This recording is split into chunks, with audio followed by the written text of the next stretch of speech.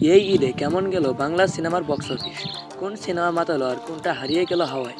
চলুন দেখে নেই ঈদ 2025-এ মুক্তিপ্রাপ্ত সিনেমাগুলোর মধ্যে কে করলো বাজিমাত।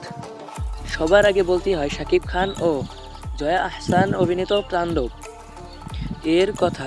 ঈদের প্রথম 3 দিনেই এই ছবি কেবল মাল্টিপ্লেক্স থেকে আয় করে 1,85,00,000 টাকা। প্রথম 3 দিনে আয় 36,74,000 টাকা, দ্বিতীয় দিনে আয় 74 লাখ, আর তৃতীয় দিনে আয় আরও 74 লাখ টাকা।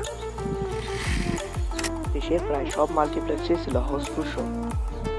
যদিও সিঙ্গেল স্ক্রিনে সিনেমা এখনও পুরোপুরি আসেনি, তবে ধারণা করা হচ্ছে ছবিটির মোট আয় ঈদের সপ্তাহে 3 কোটি কাছাকাছি পৌঁছে যাবে।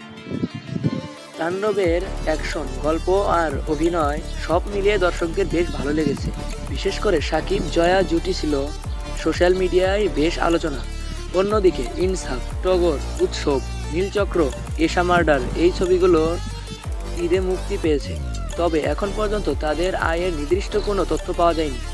তবে যেহেতু তাণ্ডব ইতিমধ্যে দারুণ সাড়া ফেলেছে, বাকিদেরকে বাজারে টিকে থাকতে হলে চাই শক্ত প্রচার আর দর্শকদের মুখে মুখে প্রশংসা।